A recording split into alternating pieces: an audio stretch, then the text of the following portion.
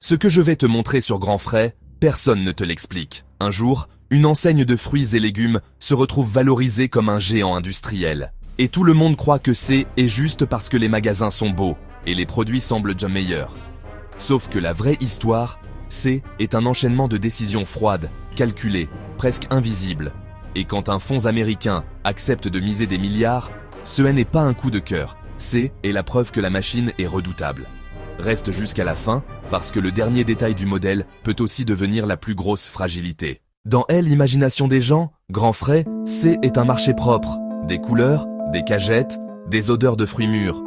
On voit des étals pleins, des prix qui semblent raisonnables et une impression de qualité immédiate. Mais derrière cette scène, il y a une obsession qui coûte très cher. Garder le frais, partout, tout le temps, sans casser la marge. Pour réussir ça, il ne suffit pas d'ouvrir des magasins. Il faut contrôler le rythme, la logistique, les partenaires, et même la façon dont les rayons travaillent ensemble. Au départ, l'histoire commence loin des projecteurs, dans la région lyonnaise. Un entrepreneur avance avec une idée simple, vendre du frais comme au marché, mais avec la rigueur une chaîne moderne. Le client doit sentir la proximité sans subir le désordre. Le magasin doit donner l'impression un commerçant, tout en tournant comme une usine silencieuse. Petit à petit, le concept prend. Les gens reviennent, pas seulement pour acheter, mais parce qu'ils ont l'impression de faire un bon choix. Et quand une habitude se crée, le magasin devient un réflexe. La première décision clé, est de ne pas construire une enseigne classique. Grand Frais appuie sur une organisation où chaque magasin ressemble à une petite coalition. On entre par les fruits et légumes, on traverse des rayons frais, on finit par compléter le panier. Tout est pensé pour que le client fasse plusieurs achats, sans avoir l'impression de subir un parcours forcé. Les métiers se complètent comme dans un marché, mais la façade reste une seule marque. Ce montage donne un avantage énorme. La marque paraît unique, mais le travail est réparti entre spécialistes. Et quand un rayon cartonne, il tire les autres. Quand un rayon souffre, il ne fait pas exploser tout le modèle. Le résultat, est une expérience qui semble artisanale, mais qui est conçue pour scaler. Les magasins se multiplient, le chiffre d'affaires grimpe, et plus le réseau grandit, plus une autre réalité apparaît. Pour accélérer, il faut du cash. Ouvrir, rénover, réfrigérer, livrer, recruter, former. Le frais est une discipline coûteuse, et un fondateur peut vite se retrouver piégé par sa propre croissance. C'est là que la deuxième décision clé arrive. Ne pas tout garder, mais ne pas tout lâcher non plus. À un moment, Prosol ouvre la porte à un partenaire financier. Un fonds comme Ardian achète pas une histoire, il achète une trajectoire. Il cherche un modèle déjà rentable, mais encore loin de son plafond. Il veut une équipe capable d'exécuter vite, sans casser la qualité. Et surtout, il veut une sortie possible, un jour, à un prix énorme. Quand Ardian entre au capital de Prosol, le message est clair. On passe une belle réussite à une machine de croissance. On recrute des profils de direction plus structurés. On industrialise des méthodes sans industrialiser le ressenti client. On ouvre plus vite, on occupe le territoire. On devient la référence du frais spécialisé dans des zones où personne avait verrouillé la place. Si tu aimes ce genre d'histoire vraie et les décisions business derrière les marques, abonne-toi et active la cloche maintenant. Sinon tu vas rater la suite. Et plus le réseau s'étend, plus une question devient vitale. Comment sécuriser l'approvisionnement quand tout le monde veut du frais, en même temps? Comment tenir une promesse de qualité quand les volumes explosent? Comment éviter d'être dépendant de fournisseurs qui, eux aussi, peuvent augmenter leurs prix, baisser leurs standards ou privilégier d'autres clients? C'est là que la troisième décision clé change tout. Ne plus être seulement un distributeur, devenir un acteur intégré. Prosol commence à mettre les mains dans l'amont, la mer, la viande, les ateliers, la transformation. Objectif est pas de tout posséder pour le plaisir. Objectif, est de rendre la promesse du magasin beaucoup plus difficile à copier. Imagine une criée au petit matin, des caisses de poissons, des camions frigorifiques qui attendent. Imagine des sites de transformation, des chaînes propres, des gestes précis, des contrôles, des normes. Quand tu contrôles une partie de cette chaîne, tu contrôles le rythme et la qualité. Tu n'achètes plus seulement un produit, tu achètes une capacité à livrer, même quand le marché se tend. Même logique côté viande.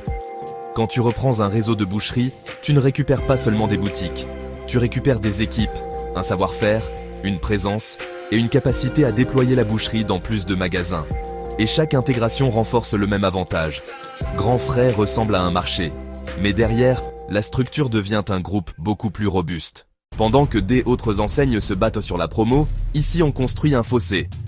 Un fossé logistique, un fossé de sourcing, un fossé des exécutions. Et c'est exactement ce que les investisseurs adorent. Parce qu'un fossé, ça protège la rentabilité, même quand l'époque devient compliquée. Puis arrive le moment où tout bascule. Après plusieurs années, Ardian fait ce que les fonds font toujours.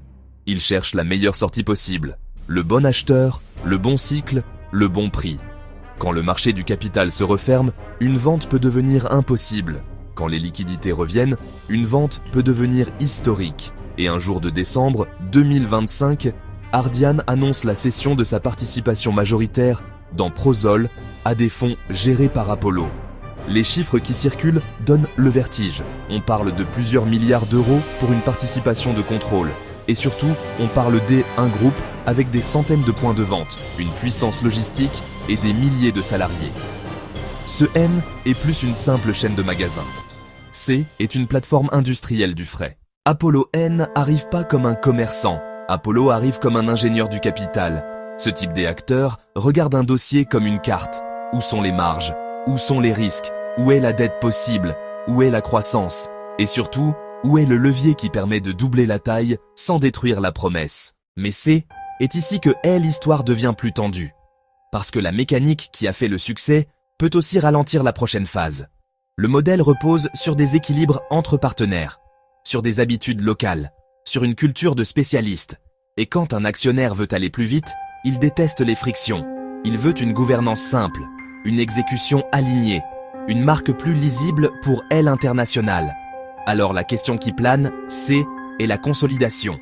Est-ce que le modèle restera une alliance? Ou est-ce qu'il deviendra un groupe totalement intégré? Sur le papier, intégrer peut accélérer. Dans la réalité, intégrer peut casser l'esprit marché qui fait revenir les clients. Et c'est le dilemme central de Grand Frais pour la suite. Grandir sans se renier. Regarde le décor autour. Une partie de la grande distribution souffre. Des enseignes ferment, se restructurent ou perdent la main sur les coûts. Le frais, lui, ne pardonne rien. Une rupture de froid, une logistique en retard, une qualité qui baisse et la confiance disparaît. Et quand la confiance disparaît, le trafic chute. Et quand le trafic chute, la belle mécanique se retourne très vite. C'est pour ça que ce deal N est pas juste un rachat. C est un test grandeur nature. Est-ce qu'on peut transformer un champion du frais en géant européen, sans diluer la promesse? Est-ce qu'on peut ouvrir plus vite, sans perdre le niveau des exécutions? Est-ce qu'on peut exporter le concept sans se heurter aux habitudes locales? Si tu devais retenir une chose, C est celle-ci. Grand Frais N a pas gagné parce que C était joli. Grand Frais a gagné parce que 3 décisions ont créé un avantage qui se voit peu mais qui se ressent partout. Un modèle de magasin qui additionne des spécialistes sous une seule promesse. Un passage au capital qui finance la vitesse sans virer le fondateur.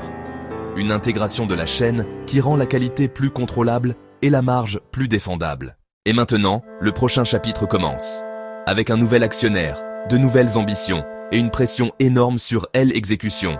Parce qu'à ce niveau, une seule erreur ne coûte pas une mauvaise semaine. Elle peut coûter la confiance d'un pays entier. Dis-moi en commentaire la prochaine marque que tu veux qu'on analyse et je la prends pour le prochain épisode.